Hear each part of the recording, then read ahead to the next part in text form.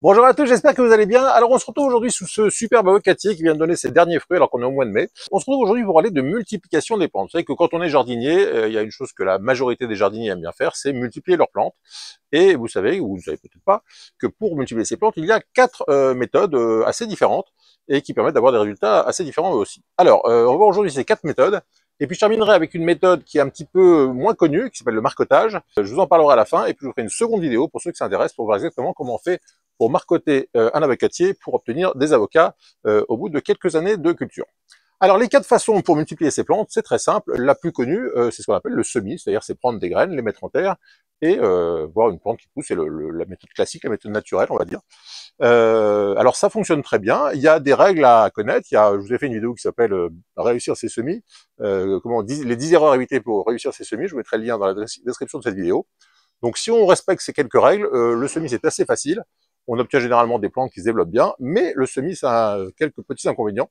C'est que certaines plantes sont ce qu'on appelle fidèles de semis, c'est-à-dire que si je prends une graine de tomate cœur de bœuf par exemple et que je la sème, j'aurai des tomates cœur de bœuf qui vont pousser par ce semis.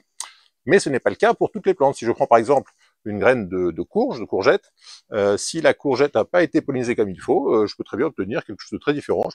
À partir d'une courgette longue, je peux obtenir une courgette ronde. Enfin bon, il y a ce qu'on appelle les variétés allogames et des variétés autogames. Les variétés allogames, comme la tomate, ce sont des plantes qui sont généralement fidèles à 95%. Et puis il y a parfois des petites dégénérescences, mais disons qu'à 95%, on a des semis qui sont fidèles. Et puis les variétés allogames, donc qui sont issues d'une pollinisation croisée, là on a des semis qui peuvent donner des choses assez différentes. Donc le semis c'est une excellente solution pour multiplier ces plantes, sauf qu'il faut savoir que certaines plantes se multiplient très bien par semis et d'autres moins bien. Si je reprends l'exemple du semis de tomate, si je sème une graine de tomate, on va dire ce qu'on appelle les variétés population, on appelle parfois les semences anciennes ou les semences paysannes, là je suis sûr d'avoir une descendance identique parce que je n'ai pas eu d'hybridation de ces plants, donc ça permet d'assurer qu'on a la même variété. En revanche, si je sème une graine de ce qu'on appelle les hybrides F1, ce sont des plantes qui sont créées à partir de deux génétiques bien distinctes et qui font qu'en deuxième génération, on a des choses assez différentes. Donc si je sème une graine de tomate ancienne, j'aurai probablement une tomate ancienne de la même variété à l'issue des semis, alors que si je sème des graines d'hybrides, je pourrais avoir parfois des choses bien, parfois des choses moins bien. Alors on voit souvent qu'on dit « Ah non, les hybrides c'est stérile », c'est pas stérile du tout. Simplement, ça a une descendance qui est un petit peu aléatoire. Et donc, on ne sait pas trop ce qu'on va avoir quand on sème des graines hybrides. Donc, première solution, le semis, avec donc ces problèmes de fidélité et infidélité des descendances. Deuxième solution qui fonctionne très bien, c'est le bouturage. Alors là encore, je vous ai fait une vidéo complète sur comment réussir le bouturage. Je vous mets le lien dans la description de cette vidéo. Le bouturage, c'est quoi? Ça consiste à prendre une petite branche d'une plante, comme ici par exemple. Alors je ne sais pas ce que c'est une liane, je ne sais pas ce que c'est. La mettre dans l'eau ou dans la terre, et si cette espèce se bouture bien, je vais avoir des racines qui vont se former au niveau de la base de la plante.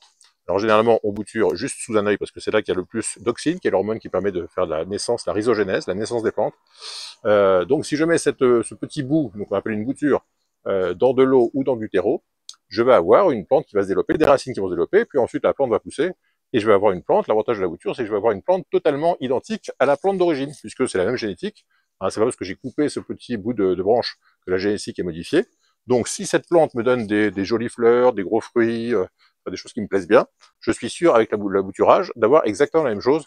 Donc c'est ce qu'on appelle un clone. C'est de la reproduction asexuée. Autant le semis c'est une reproduction sexuée, c'est-à-dire que le semis dépend de la variété de la partie femelle et de la partie mâle de la plante. Donc si j'ai un pollen extérieur, je vais forcément avoir une descendance différente, un peu comme vous. Si vous avez un partenaire, vous faites un enfant avec un partenaire, vous aurez forcément un enfant qui sera le résultat de vos deux génétiques. Alors que quand je fais du bouturage ou du semis de variété autogame, comme je disais tout à l'heure, là c'est une seule génétique, et donc je suis sûr d'avoir une descendance très proche de l'original. Donc deuxième solution, le bouturage. Alors il y a des tas de plantes qui se bouturent très bien. La tomate par exemple, vous prenez une petite branche de tomate, vous la mettez dans l'eau, elle va faire des racines très vite. Là encore, je vais faire une vidéo sur ce sujet. Le figuier se bouture très bien. Le saule, enfin il y a beaucoup de variétés qui se bouturent très facilement. Le rosier, toutes ces plantes-là se bouturent très facilement. Je vous ai fait pour la majorité de ces plantes, je vous ai fait des vidéos sur ce thème. Et puis vous avez certaines variétés qui se bouturent pas très bien, parfois moyennement et parfois pas du tout. Si je prends par exemple cet avocatier, qui fait d'excellents avocats, si j'essaie de bouturer une branche d'avocatier, alors 9 fois sur 10, ça marchera pas. Je sais qu'il y a eu quelques personnes qui ont réussi, mais c'est très rare. Pourquoi? Simplement parce que cette espèce, Persea americana, l'avocatier, est une espèce qui n'a pas développé cette capacité à générer des racines dès qu'on met une branche dans l'eau ou dans le terreau. Donc comment faire quand je veux multiplier une variété d'avocatier qui me plaît bien, ou de certaines autres plantes qui sont des plantes qu'on greffe plus généralement? Eh ben, justement, c'est ce que je disais, il faut greffer. La troisième solution, donc après le semis et le bouturage, c'est la greffe. Alors qu'est-ce que c'est que la greffe? C'est un peu comme pour nous. Vous avez une plante qui vous plaît, imaginons que cet avocatier-là fasse des gros fruits, beaucoup, ne soit jamais malade, enfin, il n'y a pas de qualité.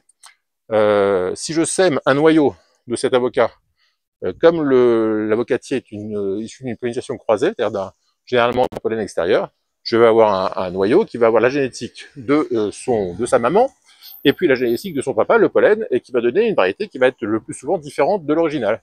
Donc si je veux absolument avoir cet avocatier parce qu'il me plaît bien, je vais couper une branche, ce qu'on appelle un greffon, de cet avocatier-là, et je vais faire pousser un semis. Alors soit un semis, soit multiplier ce qu'on appelle des porte-greffes sélectionnés, mais enfin on va faire simple. Je mets un noyau de n'importe quelle variété que je mets à pousser, donc il va pousser une variété totalement inconnue, mais peu importe, moi ce que je cherche dans ce porte-greffe, c'est simplement avoir des racines, et donc dès que mon porte-greffe va faire la taille d'un crayon, je vais le sectionner, donc je vais perdre cette variété, ce semis ne donnera jamais de fruits. En revanche, je vais prendre un petit bout de cet arbre, je vais prendre ce qu'on appelle un greffon, donc couper un petit bout de branche, le greffer en fente sur le porte-greffe, et donc le porte-greffe et le greffon vont se fusionner. En 2-3 semaines, on va avoir un plant qui va fusionner, la sève va communiquer entre les deux parties du porte-greffe et du greffon, et donc à partir de là, toutes les branches qui vont pousser depuis mon greffon vont être des plantes, des branches de la variété que j'aurais choisie. Donc j'aurais multiplié une variété sélectionnée qui me plaît. Si je prends par exemple une branche d'avocatier as, qui est l'avocatier qui est le plus cultivé parce qu'il donne de gros fruits, parce qu'il est bon, parce qu'il est rarement malade, etc., et que je greffe un greffon d'avocatier as sur un semis de n'importe quel noyau d'avocat, je vais avoir à partir de ce greffon des branches d'avocatier as qui vont se développer, et dans quelques années, les branches qui vont pousser donneront des fleurs, et j'aurai des avocats as qui vont pousser. Autre avantage de la greffe, c'est que la greffe permet d'avoir une fructification plus rapide. Comme je prends un greffon qui a déjà la capacité à fleurir, il va plus rapidement fleurir. Et donc, si je fais un semis de noyaux d'avocat, il faut attendre 6-7 ans minimum avant d'avoir des premières fleurs. Alors que si je sème ce noyau, au bout d'un an, je le sectionne, je le greffe, et je mets un greffon d'une variété qui a déjà fleuri, je peux espérer avoir des fleurs en 2 ou 3 ans. Donc je gagne 3 ans en greffant plutôt qu'en attendant le semis. D'autant que si j'attends le semis, je ne sais pas du tout si la variété que j'aurais plantée me donnera des bons fruits ou pas. Donc on voit que la greffe a pas mal d'avantages. Et donc c'est la troisième solution pour multiplier ces plants après le semis et le bouturage. Dernière solution qui est moins connue, c'est la solution qu'on appelle le marcotage. Alors qu'est-ce que c'est que le marcotage? C'est une solution qui consiste à prendre une branche d'une plante et de la mettre sous terre. On la gratouille un peu pour la scarifier. On la met sous terre et on met par-dessus un peu de terre pour vraiment enterrer le petit bout de branche.